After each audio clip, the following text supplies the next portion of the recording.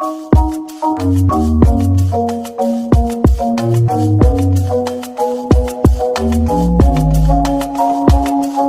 me like a Hellcat.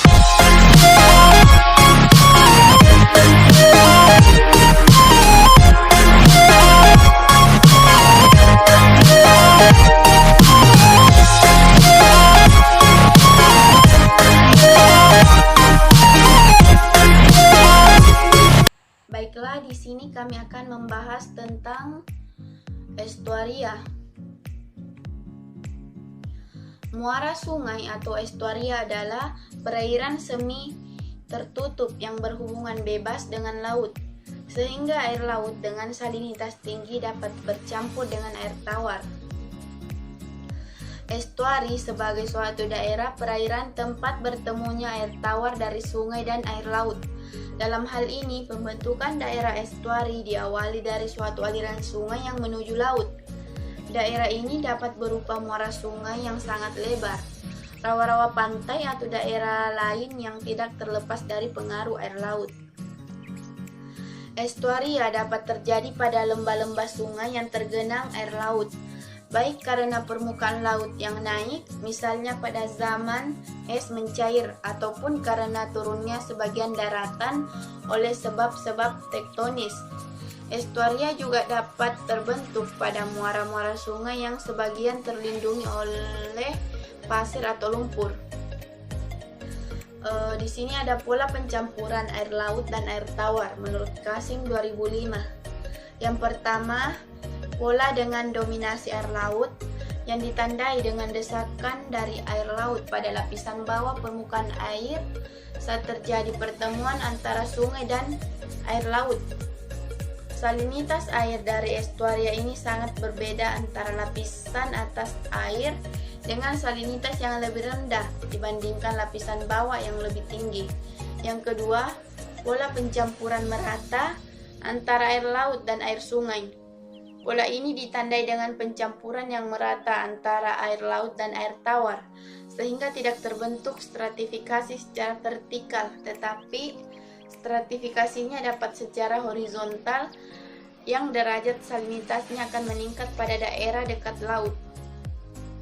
Yang ketiga, pola dominasi air laut dan pola pencampuran merata atau pola pencampuran tidak merata.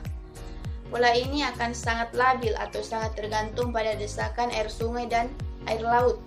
Pola ini terjadi pencampuran air laut yang tidak merata sehingga hampir tidak terbentuk stratifikasi salinitas, baik itu secara horizontal maupun secara vertikal. Yang keempat, pada beberapa daerah estuaria yang mempunyai topografi unik, kadang terjadi pola tersendiri yang lebih unik. Pola ini cenderung ada jika ada daerah muara sungai tersebut mempunyai topografi dengan bentukan yang menonjol, membentuk semacam lekukan pada dasar estuaria. Baiklah, saya Winda Ulfadila akan membacakan materi selanjutnya, yaitu tipe estuaria.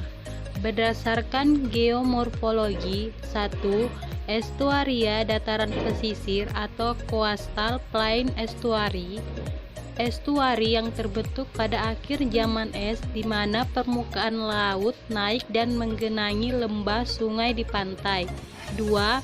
Estuaria tektonik, yaitu laut mengenangi daratan karena turunnya permukaan daratan.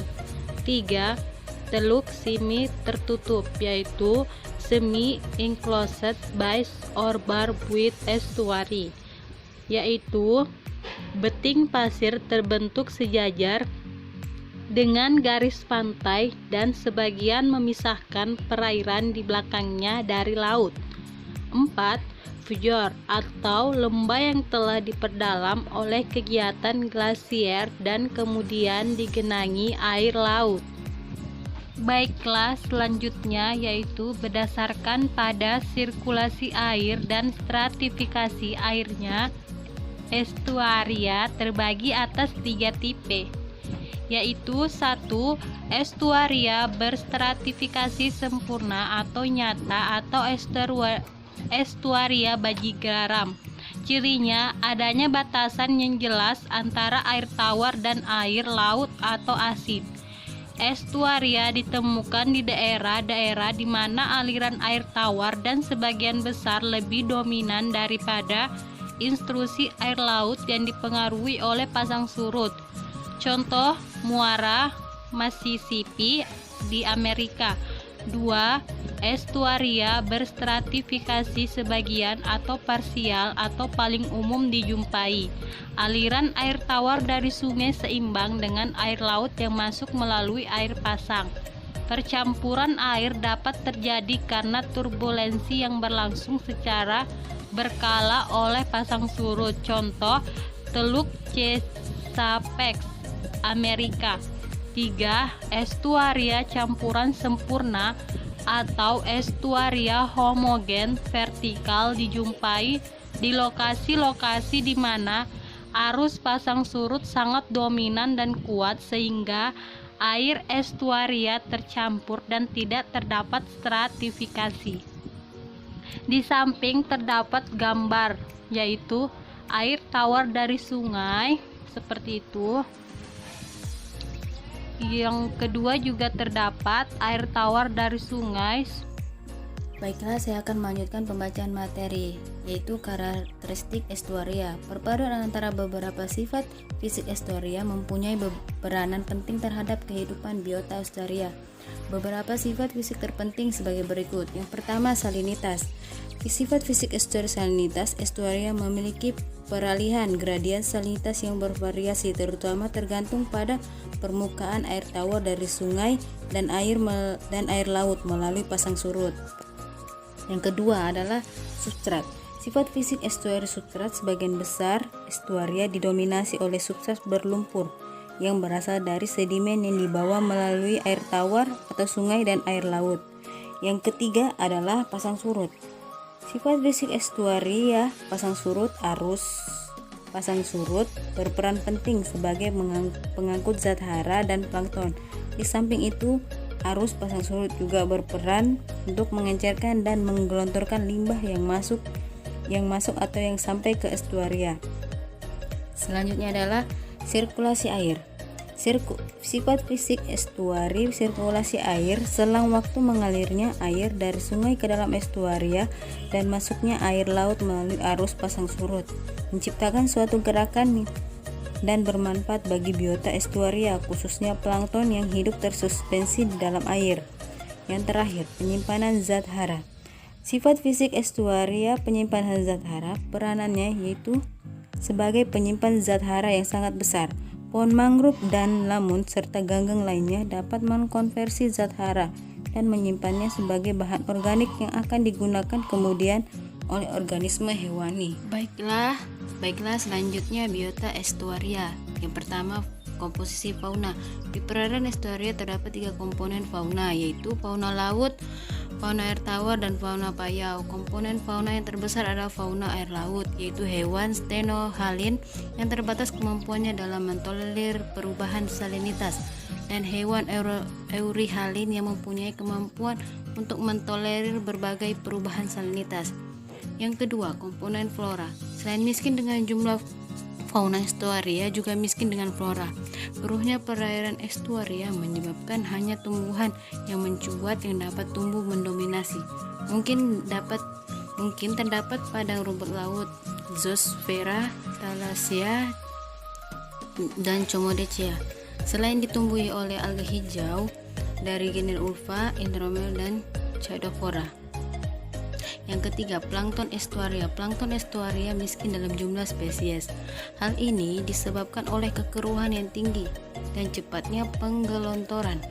Menurut Barnard 1974 dalam Biantani 2003, jumlah spesies pada umumnya jauh lebih sedikit daripada yang mendiami habitat air tawar dan air laut di dekatnya. Sini saya akan melanjutkan presentasi dari Saudari Kurni. Nah, tentang interaksi antar komponen biotik penyusun ekosistem.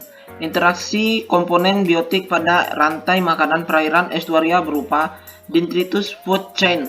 Hal ini dapat terlihat dari sumber makanan umumnya berupa serasa oleh vegetasi mangrove. Produksi serasa yang merupakan yang merupakan bahan-bahan organik yang terhanyut dari ekosistem baku yang ke dalam perairan sekitarnya. Kemudian bahan-bahan organik tersebut akan diuraikan oleh bakteri dan protozoa, membentuk detritus dan nutrien. Detritus dan nutrien pada yang hilang muara. Ada yang dimanfaatkan fitoplankton dan proses sintesis, dan juga yang langsung dimanfaatkan oleh ikan-ikan pemakan detritus, kerang-kerangan, dan lain sebagainya. Fitoplankton berperan penting dalam proses pemindahan energi karena zooplankton adalah penghubung antara fitoplankton organisme lainnya dan dalam perairan mangrove. Selanjutnya, perairan ekosistem estuaria. Produktivitas estuaria pada kenyataannya bertumpu atas bahan-bahan organik yang terbawa masuk estuaria melalui air sungai atau arus pasang surut air laut. Produktivitas perairan sendiri karena sifat-sifat dinamika estuaria sebagaimana telah diterangkan di atas, dan karena kekeruhan airnya yang berupa berlumpur hanya dihasilkan secara terbatas oleh sedikit jenis alga, rumput laut, diatom, bentik, dan fitoplankton. Organisme banyak di estuaria adalah perairan memakan dentik yang sesungguhnya bukan menguraikan bahan organik menjadi unsur hara, melainkan banyaknya macam bakteri yang jasad rentik lainnya yang tercampur bersama detritus itu pada gilirannya. Pada makanan pemakan detritus berupa cacing, siput, dan aneka kerang akan dimakan oleh udang dan ikan, yang selanjutnya akan menjadi mangsa tingkat trofik di atasnya seperti ikan-ikan pemangsa dan burung.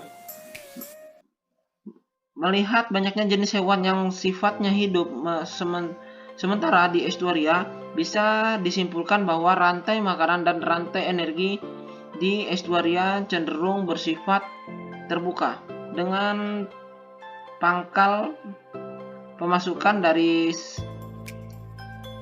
serpih bahan organik yang terutama berasal dari daratan seperti sungai, rawa asin, hutan bakau, dan banyak yang berpikir pada ikan-ikan atau burung yang kemudian membawa energi keluar dari sistem. Oke, selanjutnya akan lanjut oleh Saudara Rama Iranda. Saya akan menjelaskan peran ekologis estuaria. Secara umum, estuaria mempunyai peran ekologis penting, di antaranya yang pertama sebagai sumber zat hara dan hutan organik yang diangkut lewat sirkulasi pasang surut atau tidal circulation. Yang kedua, menyedia habitat bagi sejumlah spesies hewan yang bergantung pada estuaria sebagai tempat untuk berproduksi, tempat tumbuh besar atau nursery ground, terutama bagi sejumlah spesies ikan dan udang di perairan estuaria. Secara umum dimanfaatkan manusia untuk tempat pemukiman, tempat penangkapan dan budidaya sumber daya ikan, jalur transportasi, pelabuhan, dan kawasan industri, yang dijelaskan oleh Wengen pada tahun 2004. Kombinasi pengaruh air, laut, dan tawar menghasilkan komunitas yang khas dengan kondisi lingkungan yang bervariasi. Yang pertama, tempat bertemunya arus sungai dengan arus pasang surut yang berlawanan menyebabkan suatu pengaruh yang kuat pada sedimentasi, pencampuran air, dan ciri-ciri fisik lain, serta membawa pengaruh besar pada biotanya. Kedua, Pencampuran kedua macam air tersebut menghasilkan suatu sifat fisik lingkungan khusus yang tidak sama dengan sifat air sungai maupun sifat air laut. Dan ketiga, perubahan yang terjadi akibat adanya pasang surut mengharuskan komunitas mengadakan penyesuaian secara fisiologis dengan lingkungan sekeliling. Yang terakhir, singkat keanekaragaman di daerah yang tergantung pada pasang atau surut air laut, banyaknya aliran air tawar dan arus air, serta topografi daerah